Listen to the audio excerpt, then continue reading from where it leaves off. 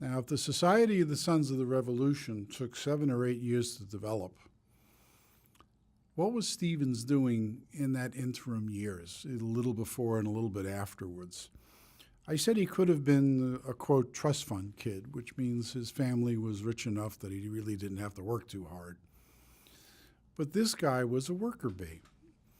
He was constantly doing all kinds of things. And here is just a listing of some of the items that I found going from the years 1867 to 1885, where he's either writing about something like that 100-year history of New York City.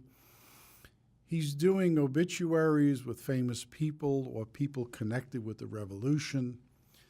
He's talking about an expedition of Lafayette against Arnold. He's talking about different battles in the Revolution.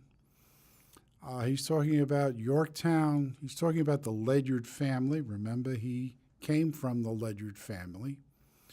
He writes a biography of Albert Gallatin. So in that period, he is very, very busy doing all kinds of research and publication.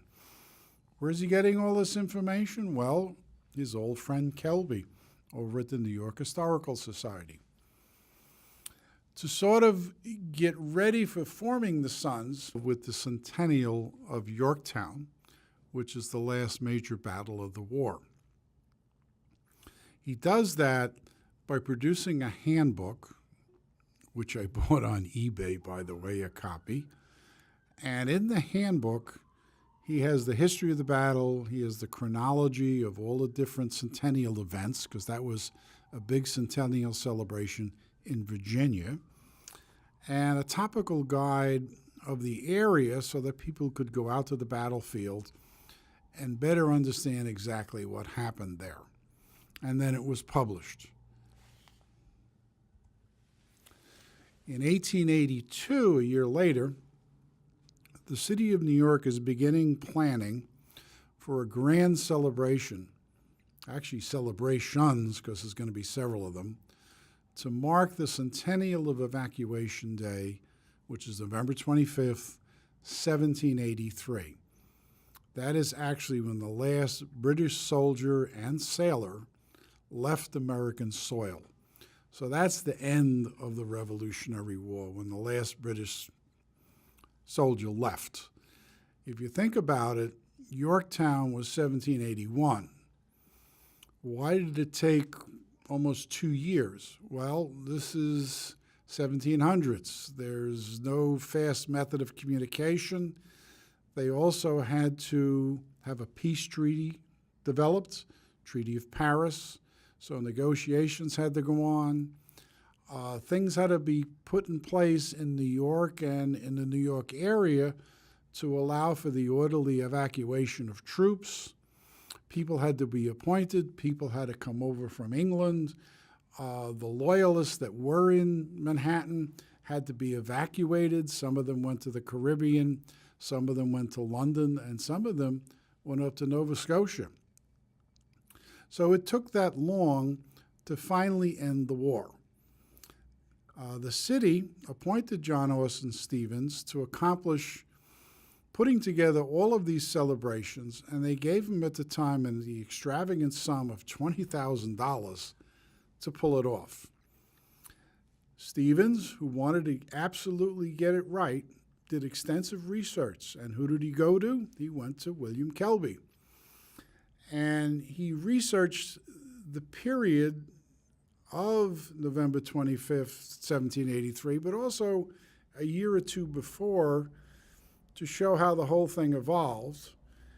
And that actually got published. There was a book called Evacuation of New York by the British. It was a soft cover, 1783 to 1883. What it was a three-part report that was over 200 pages.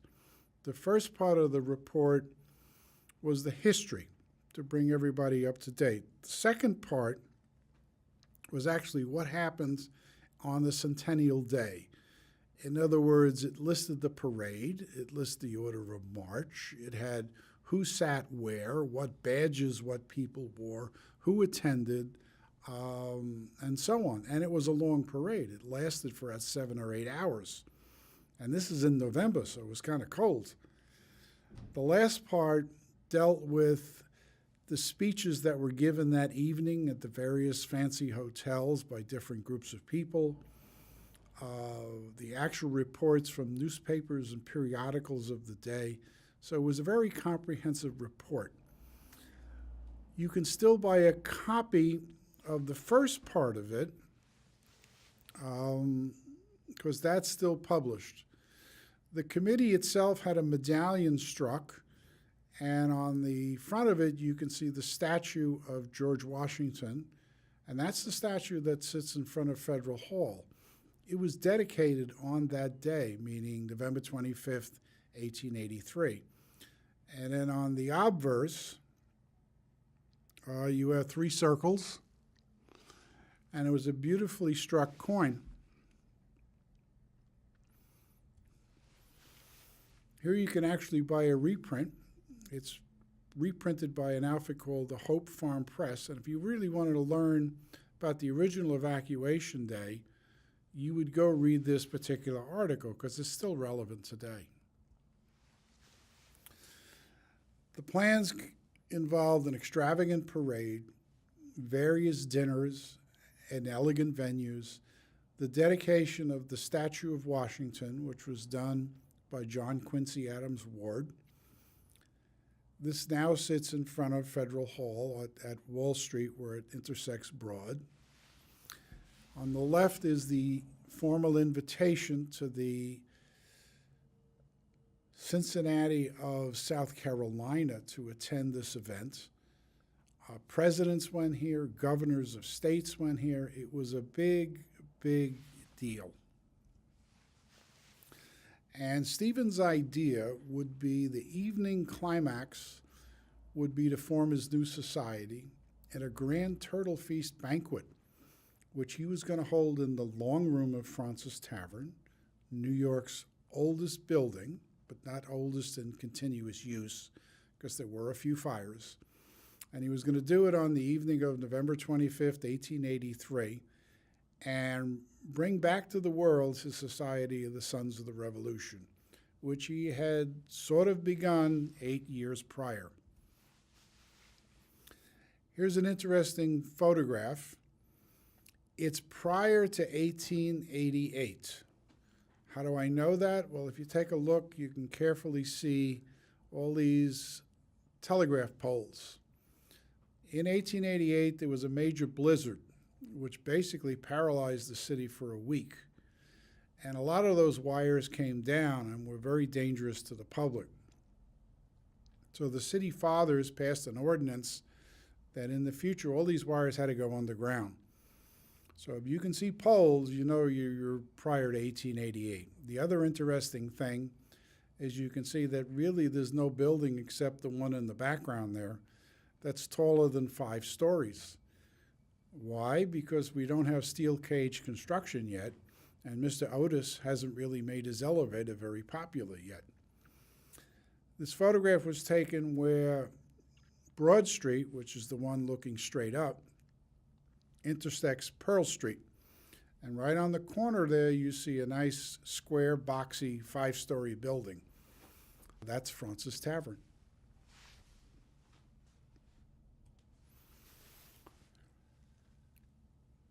The tavern keeper was approached by Stevens, and the tavern keeper said, "No, I'm not going to rent this place out for a private affair. It's going to be a huge day with all kinds of celebrations." The Sons at that point, which owns the tavern today, didn't own it back then, hadn't even been formed yet. And Stevens then was forced to choose the next logical date to have his turtle feast. And he therefore chose a date about a week later, which is the famous farewell of Washington to his officers before he left for Virginia. And that occurred on December 4th. And since that's our founding date, meaning as a formal organization, it's also the date of the founding society, which is the New York Society, and that's the date we have our annual meeting every year. It was held in the Long Room of Fraunces Tavern. This is what Fraunces Tavern Long Room looked like in 1890. There had been a fire in the early 1800s which totally gutted the room. So at that point, this room doesn't look like Washington was in it. It looks very Victorian looking with the gas lighting fixtures and the elaborate wallpaper and so on. But that was what it was. That's what it was restored to. Back in those days, especially in New York City has always been about money. You really didn't restore a lot of stuff. You just basically knocked it all down and you put up new. And new was usually better, especially from a commercial point of view. So the Long Room got restored in whatever it was of the era as opposed to what it had been in the past. This was past the Turtle Feast, because if you look in the background there, you can see that large bowl which is on the table. That was actually at the original Turtle Feast. And you can see the sun's banner in the background. So this was probably 1890s. Stevens was a busy fellow. On that date, December 4th, 1883, he had a plan for a lunch, because he had been a member of the Chamber of Commerce, and he had a plan for a dinner because he was going to start his new society, Sons of the Revolution. And he wanted it to be very special, so he commissioned special chinaware, glassware, punch and turtle bowls, Toby mugs, tobacco pots, because they smoked back then, clay pipes, like the old Dutch used, and napkins. He had to decide who to invite. He had to decide on a proper menu. He had to decide on what they were going to do other than eat and drink. And he had a plan for the formation of a whole new separate society. Besides that, he was going to plan on evacuation night. The one he couldn't do was Turtle Feast, for a third society. That's called the Society of 83, which I'll talk about in a few minutes. On the left is a formal invitation to attend the lunch. On the right is a ticket to that lunch.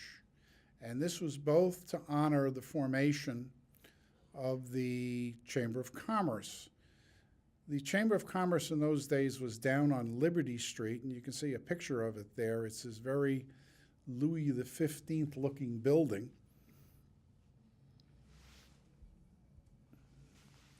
The best description of the Turtle Feast in the evening was published in a local newspaper a day or two later.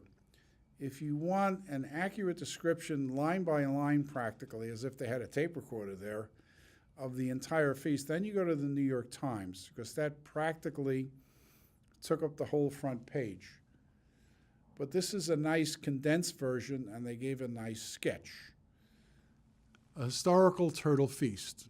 It was a happy thought of the members of the Chamber of Commerce and the grandsons of the Revolutionary Patriots to celebrate the 100th anniversary of Washington's farewell to his officers by two memorial feasts in the same Long Room of the old hostelry on Broad Street, wherein that historic leave-taking occurred.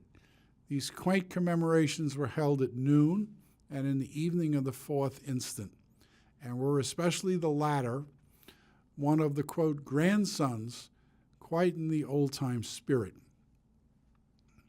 The bill of fare consisted of turtle soup, for which Fraunces was famous of yore, supplemented with bread and cheese, sherry mugs of foaming ale, and a generous bowl of arak punch. The smokers puffed the traditional long-stem Knickerbocker clay pipes. The waiters wore the black jackets and stiff blue stocks of colonial days.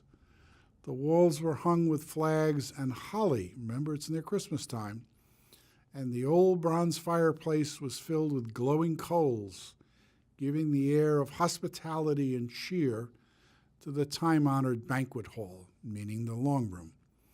When John Austin Stevens arose to give the first toast, George Washington, The whole assembly rose, with tobies held aloft, and gave 3 rousing cheers, while a continental drummer and fifer marched in, played with a splendid dash the saucy and stirring air of Yankee Doodle.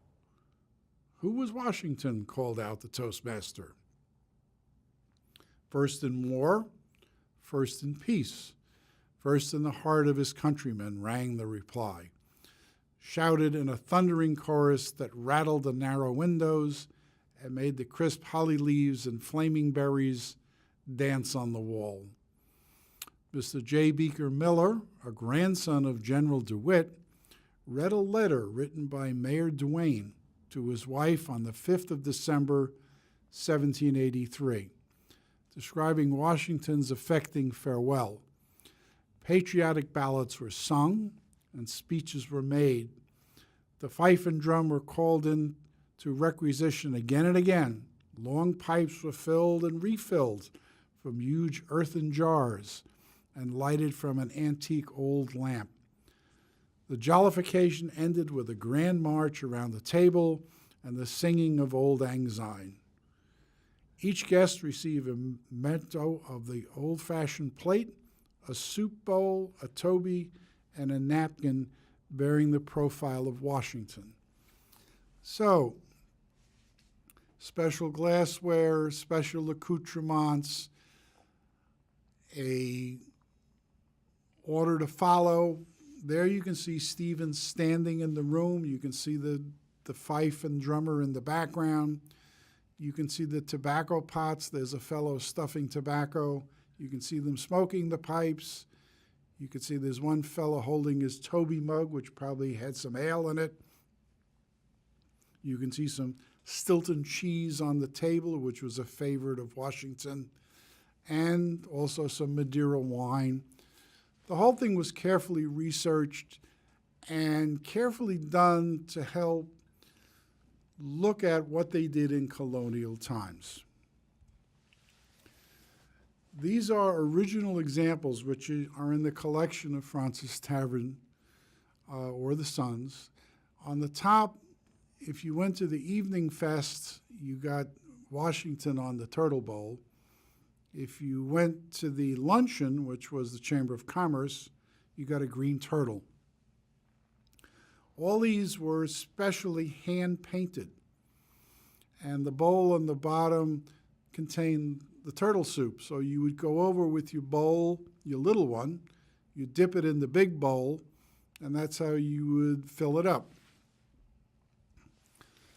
The Toby mugs are a British design, but they were used to hold the ale, and the fellow, it was shaped like Washington with a tricorn hat, and the front of the hat formed where you drank out of. This particular mug was the one of John Austin Stevens, because you see it's personalized with his name.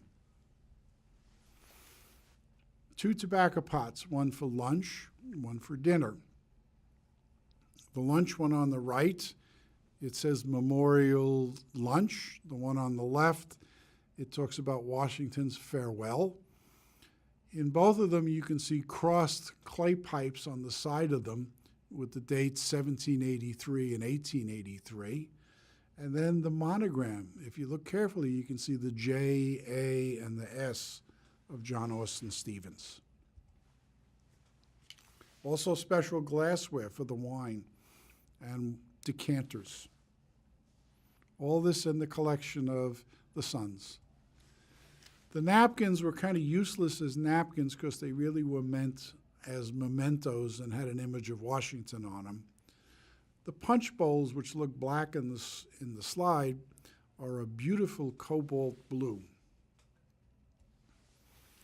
In 2003, which was the 120th anniversary of the Turtle Feast, the Society of the Sons commissioned 100 sets of turtle bowls and turtle plates.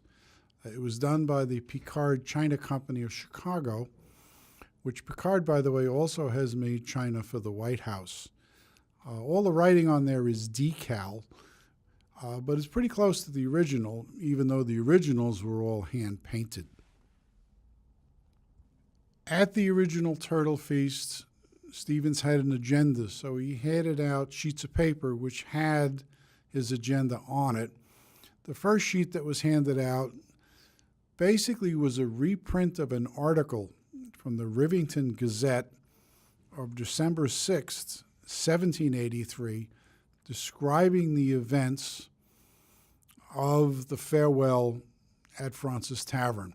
And it was read at that particular event. If you look carefully on the upper left and the lower right, you can see it's stained. I don't know if it's turtle soup or if it's Madeira wine or a little bit of ale.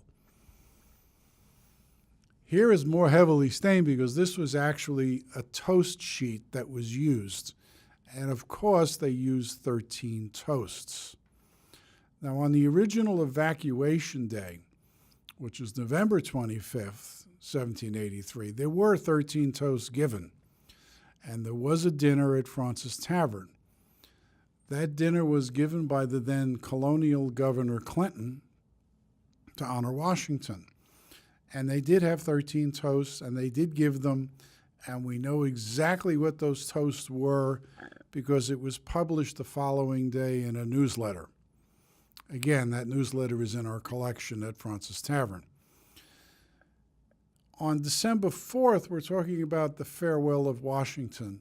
And if you've ever read Benjamin Talmadge's description in his diary, that was a very sad affair. I mean, the officers literally were in tears. There was no jollification of any kind, not a lot of eating or drinking, because these men had fought with Washington for 8 years, long, hard years. And now they were not going to see him again. He was leaving them. And to that, the thought of that was intolerable practically to these men, and they were very sad, and Washington was very sad. So I doubt there were any toasts given at that particular event. But Stevens wants to commemorate a new society. So you want toasts, and you want to have a jolly affair. So Kelby and Stevens together came up with 13 toasts, which reflect the spirit of the day and relate to the Revolution, but these were never really given at the original event 100 years prior. And you can see the toasts go to Washington and Lafayette, Governor Clinton, who gave the Evacuation Day dinner, and then to the Army and Bunker Hill, and there's also 11 is to the Sons of the Revolution. Well, the Sons of the Revolution didn't exist 100 years earlier. And finally, it ends up with the day.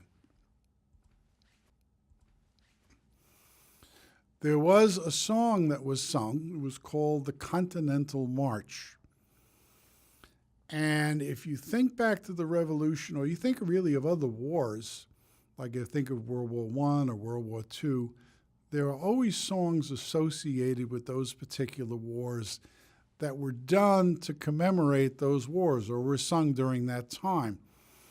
The Revolutionary War was different in that there's practically no songs that were dedicated at that time. They were really just copies, like Yankee Doodle is a copy of a British song that was older. So Stevens went and researched, and he actually found a song that was produced during the Revolution, and it was published in a publication that came out of Boston. It's sung to, the tune of it is called Sandy O'er the Lea, which is a kind of Scottish dance.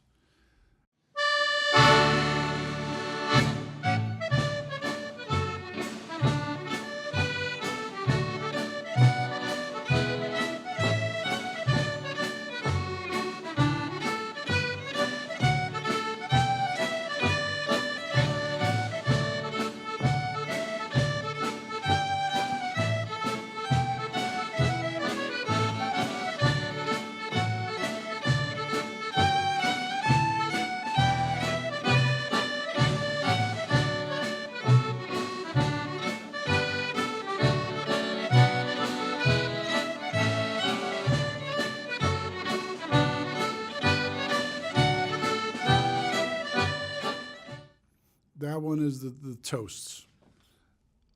Next, we see a copy of a song. It's called the Continental March or the Pennsylvania Song. The tune of it is called Sandy O'er the Lea, which is a Scottish tune. It goes to a kind of dance called a strathspey. And you got to remember that people of this time, a lot of them were Scotch-Irish, so a lot of the traditions come from there. And the interesting thing about this song was it actually was produced during the Revolution. If you think about different wars like World War I, World War II, like in World War I there was Over There and so on, these were songs that were specifically produced for the war. The Revolution, most of these were copies of songs done prior, like Yankee Doodle Dandy, which was a British song. But this one, the Continental March, we are the troops that ne'er will stoop to wretched slavery, and then it goes on, actually came out of a Boston newspaper of the time, and I think it was 1775. Interesting thing happened. At the end of the feast, Stephen said to those in attendance, "Gentlemen, please leave the accoutrement that we gave you, i.e. the turtle bowl, the plate, and so on. The only thing to take with you would be the pipe and the napkin." And he was going to have them personally engraved. And then when Stevens returned a day or two later, they were gone. Nobody knows what happened to them. So in the 24th of December, Stevens is writing a note to all those in attendance. And I found these notes in the New York Historical Society, and some of them were in the Newport Historical Society. It says, "Dear Sir, I find your name among the subscribers to the Turtle Feast at Fraunces Tavern in commemoration of Washington's farewell to his officers, who took and paid for their cards at Sutherland's. Please inform me what, if any, of the souvenirs you took with you." He got very different responses. Asa Bird Gardner sent this one back on the 28th of December. "Dear Mr. Stevens, Kelby informs me that you're going to the expense of having new plates and bowls made for subscribers to the Turtle Feast vis-a those stolen. I did not, as you know, get away with any of the paraphernalia on that occasion, but left my plate, bowl, mug, etc. It does not seem just, however, after all your invaluable services and immense labors as projector and manager of the several celebrations of Evacuation Day, from the Great Parade to the subsequent banquets, that you should be put to any further expense." But then he doesn't get so magnanimous. He doesn't want to pay for the bill, but he says, "Please, therefore, permit me as a favor to pay for the full cost of my expected bowl, etc. The thorough business-like way in which you have carried out all these enterprises has been eminently satisfactory and a source of great pleasure to your closest friends, among whom I am persuaded you include. Affectionately, Asa Bird Gardner." Here are some of the responses that I found. They're written by some fairly well-known people of the day. Some of them are written on personal stationery. Some of them, like the one on number 2, is written on Union Club stationery, which is the oldest private club in the city. And some of them were, "No, I did not take them," or "No, how dare you accuse me of stealing them." So they make for amusing reading. These two invoices puzzled me for a while. I didn't know what to do with them. These are two original invoices. I obtained these from the New York Historical Society, and they puzzled me for a little bit until I went into the actual details. The one on the left, note the date, December 31st, 1883. So if the feast was on the 4th of December, this was written like 20 days later. And it's written out to John Austin Stevens, and the address given is 17 East 22nd Street, where he lived. And if you take a look, it gives you the order he gave to replace the ones that were stolen. And amazingly, the total only comes out to $232.40. I imagine in today's dollars it would have been a lot more. The one on the right, take a look at the date. November 21st, 1884. That's almost a year later.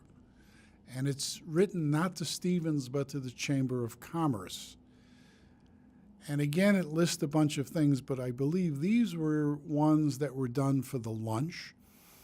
And I think this is a reissue of an invoice. So I don't know if the Chamber of Commerce stiffed them and they're trying to get paid for it, but it kind of looks like that if it's a year later. The only written document of the Turtle Feast is page 1 of the minutes of the Board of Managers, and they're handwritten. No computers back then. And whoever wrote it had a really nice handwriting. You find in all these early documents that are written, the handwriting is usually just marvelous. And it says Sons of the Revolution, and that they met at Fraunces Tavern. And that was signed by Stevens on the bottom, no other signature. And all they agreed to was that they would meet again on the day of New Year's Eve, which means December 31st. Here's a contemporary news article from the Times on January 1st, 1884.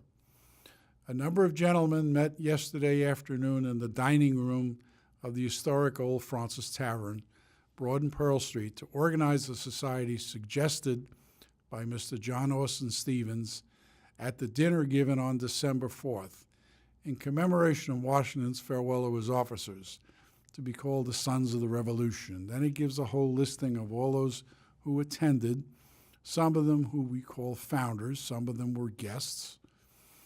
And basically that document says, we, the undersigned descendants of officers and soldiers who served in the War of the Revolution, and of officers then in the service of the state in any capacity, assembled at Fraunces Tavern this Tuesday evening, 4th of December, 1883, to commemorate the 100th anniversary of Washington's farewell to his officers, and hereby form ourselves into a society, the title to which shall be the Sons of the Revolution, our object being to keep alive the patriotic spirit of our fathers and to collect authentic material for a record of the service of the men who achieved the independence of the United States.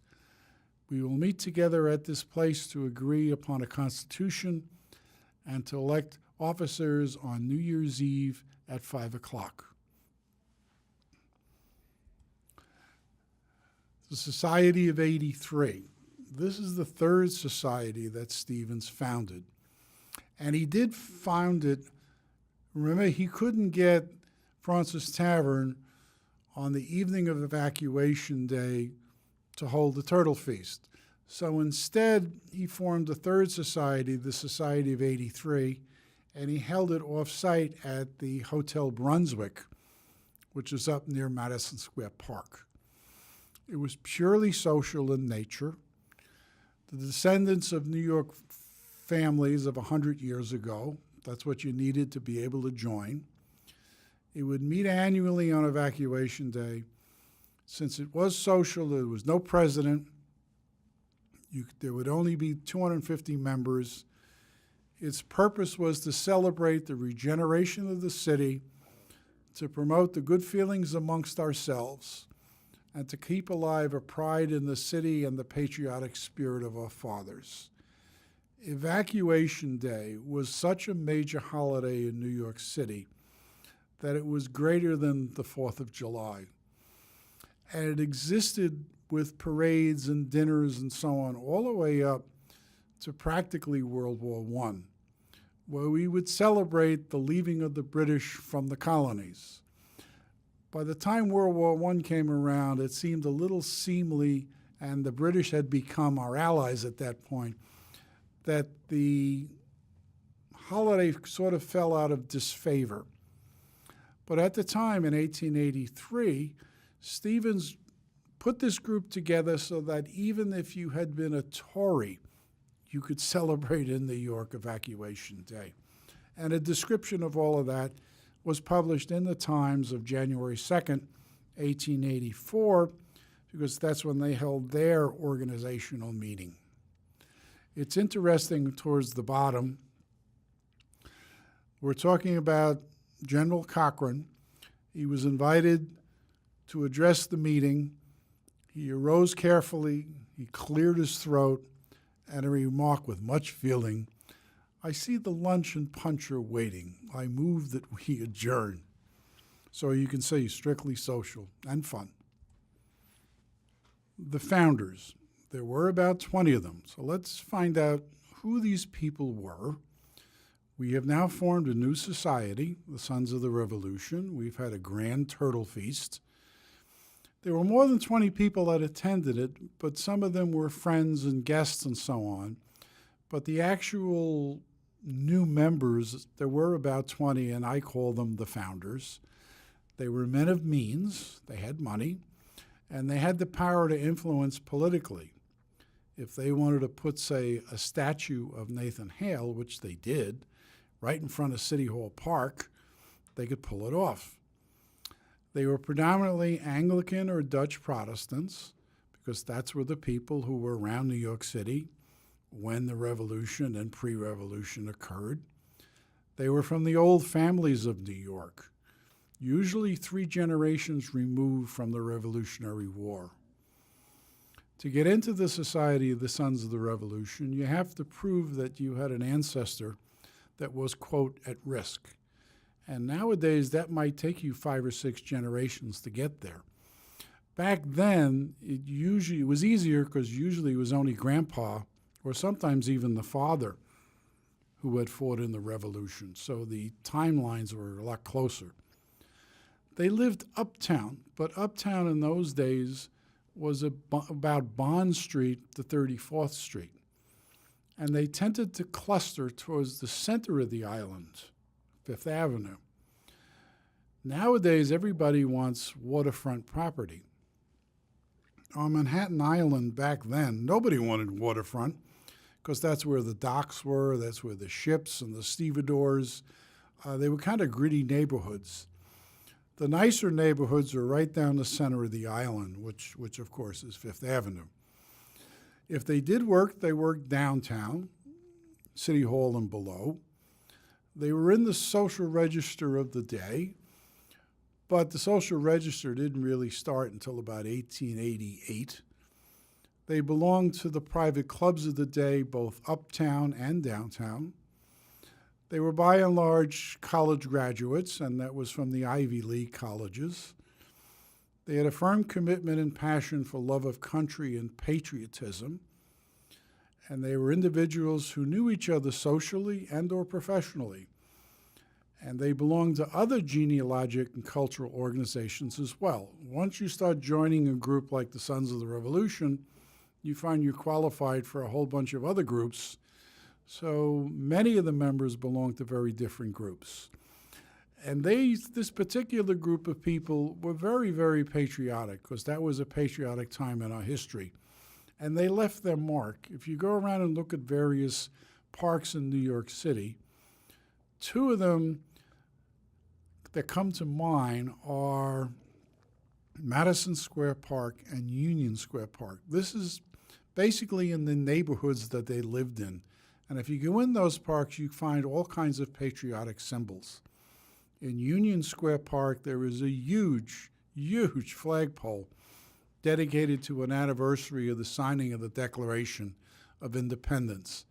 At the northern end of the park, there's a statue of Lincoln, which was put there by the Union League Club. At the southern end of the park, there's a statue of Washington.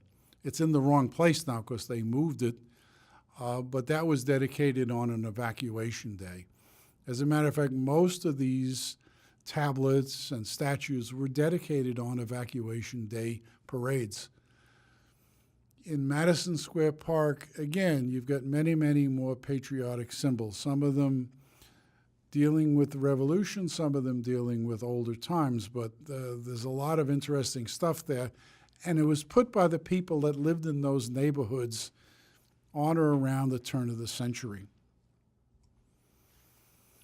If you were anybody who had money and you wanted to live in an elegant neighborhood, you lived in an area called Lafayette Place. Today it's called Lafayette Street. Here's a photo of Lafayette Place, which in those days was a dead-end street. It started about Great Jones Street and ended at Astor Place. And it was lined with elegant homes. At the northern end of that street is a structure called Colonnade Row, or LaGrange Terrace, which was Lafayette's country home.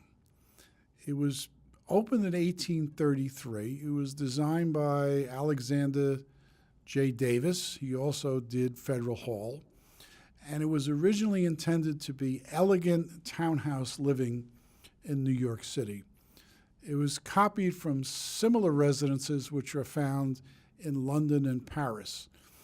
And it was home to Franklin Delano, Warren Delano, so the older generation of Franklin Delano Roosevelt.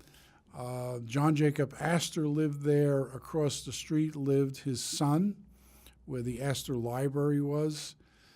E.D. Morgan, a banker who was a relative of J.P. Morgan. And there even was a Stevens there, Byam Kirby Stevens. Byam Kirby Stevens was originally listed in the famous Mrs. Astor's 400. And I found out from the Stevens family the reason he got in there was because he married into the Astor family. Colonnade Road today is in a sorry state. Only about half of it exists. The southern half became a warehouse for the then Wanamaker department store. And the northern half, if you've ever seen a group called Blue Man Group, that's in the basement of one of those old townhouses. If we look at a map of Manhattan from about maybe 59th Street and south, Francis Tavern is way downtown. That's Broad and Pearl Street. The founders lived anywhere from their Washington Square, Union Square, Madison Square. St. John's Park is way over down on the left where the Holland Tunnel comes in.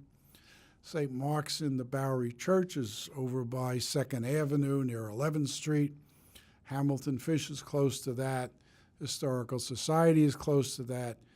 Stevens' New York's home is pretty close to that. The original Davis and Colomore, where the Turtle Bows were bought, were right next to the old Flatiron Building. Delmonico's, which started out downtown, and now its reincarnation is located there on Pine Street. In turn of the century, we're now up on just north of Madison Square Park. Talmadge, who you'll find out about, who was president number 2, is living near 5th Avenue around 17th Street. Samuel Victor Constant, that's a name most people are not familiar with. He was way over on the west side. He bought Clement Moore's house. The Night Before Christmas was his famous poem. He founded another society called the Society of Colonial Wars. And finally, Gramercy Park, which is also a hub.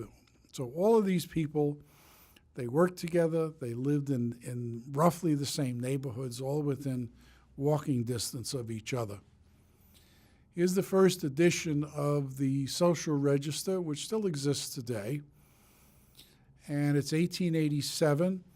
And if you take a look at the list of names, you'll see a name of Frederick Samuel Talmadge. Frederick Samuel Talmadge was president number 2 of the Sons after Stevens. So many of the founders were listed in the register. This is an 1893 yearbook of the Sons, and there's a listing there of August Belmont, founder of the IRT subway, very rich, one of the robber barons. So the society had a lot of high-powered people in it. If you had a lot of money and you were a member of the Parvenu, you went to Grace Episcopal, which was on 10th Street and Broadway. This is where the Astors, the Delano, the Roosevelts went. And if you went there, you ran into a character by the name of Ward McAllister, who was the head usher. He was also the same person who worked with the Mrs. Astor to form the famous Astor's 400. A typical club in those days was a brownstone. Here's the Salmagundi Club, which is in Lower Fifth Avenue. The Union Club, which now is up near Hunter College and 69th Street, in those days was down on 21st. The Union League was on 26th. Now it's up on 37th. The Century was on 15th Street.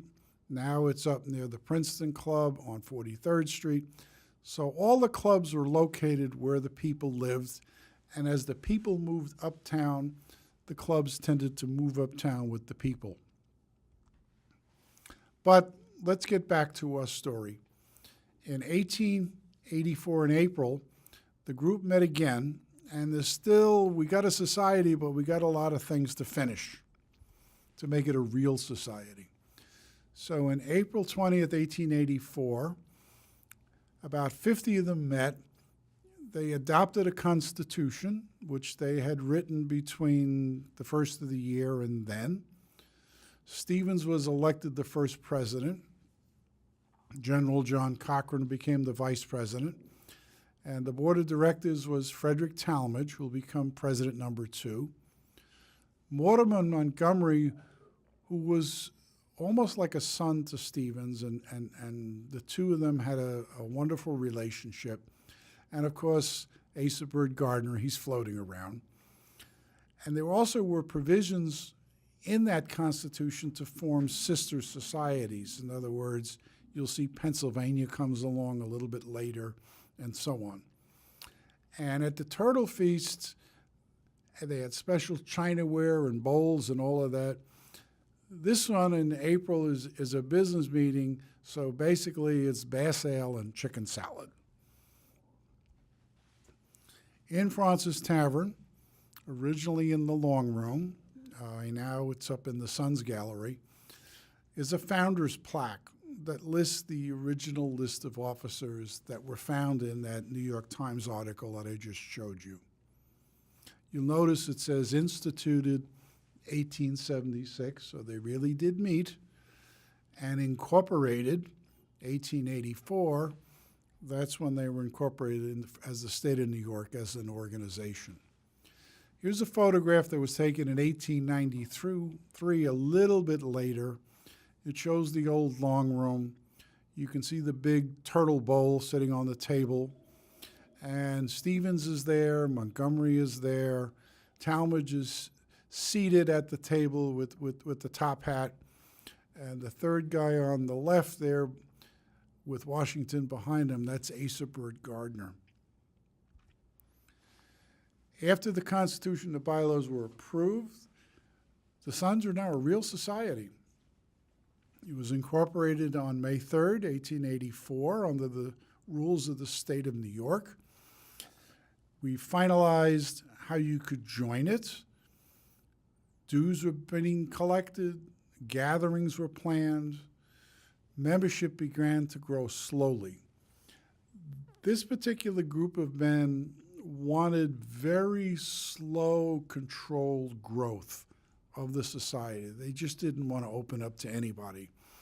And their philosophy was, if you were going to be allowed into the society, you had to give to the society, not money, but also prestige, power, time. They just didn't want bodies. The first formal fun affair was a Bunker Hill dinner, which occurred in June of 1884. It's shown in the Times. They got 40 or 50 members together.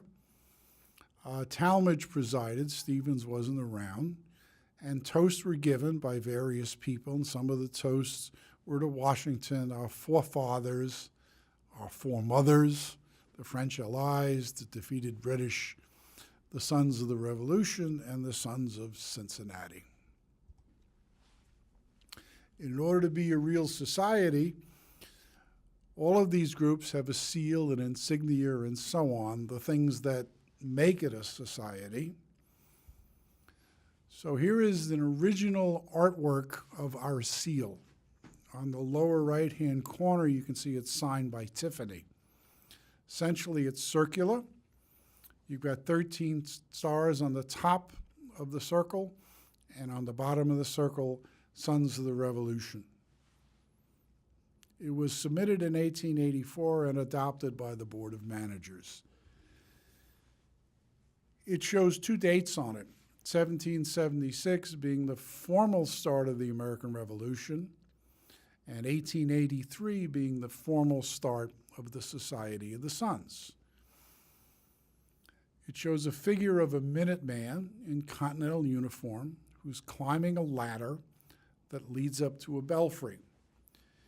He's holding in his left hand a musket and an olive branch, war and peace. And he's grasping a rope to ring the bell. Above the cracked Liberty Bell is a ribbon which has the motto, Exegi Monumentum Ere Perennius. Here's the actual quote. It comes from the Latin poet Horace. You have to remember most of these were college educated, which was rare in the day. And back in those days, you didn't study computer science and the rest of it, you studied the classics. So these men were very versed in Latin and in Greek. And the translation is the immortal flame.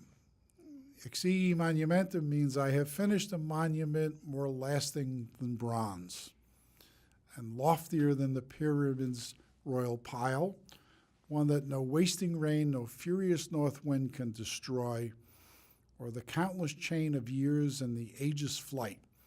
I shall not altogether die, but a mighty part of me shall escape the death goddess. What Horace is saying is that, in a sense, he's going to achieve immortality. He's going to achieve this immortality through his poetry, because he'll be dead, but his poetry will live on. The original motto was proposed by Frederick Talmage at a very early board meeting and adopted. And to the Society of the Sons, the motto means that the society itself should achieve a certain amount of immortality and hopefully will outlast any of the early founders or any of the early plaques and monuments that they placed. In other words, it would continue on. The insignia of the society, as compared to the seal, was submitted by the Pennsylvania Society, and it was adopted around 1888. It's oval rather than round. You've still got your 13 stars. You still got your Continental soldier, but in this case, he's standing there with the rifle slung over his shoulder, and above the Continental is an eagle. And if you look at the design of the Society of Cincinnati, it's sort of similar, so that's where they got it from. As far as the dates go, the date below the Continental is 1775, whereas on the seal it's 1776. 75 was the informal beginning of the Revolution. So we're talking about Lexington and Concord and so on. The back of the insignia has the Houghton bust of Washington and the date of 1883, which again is the forming of the Sons. And two other medals, the one on the left is a color guard medal.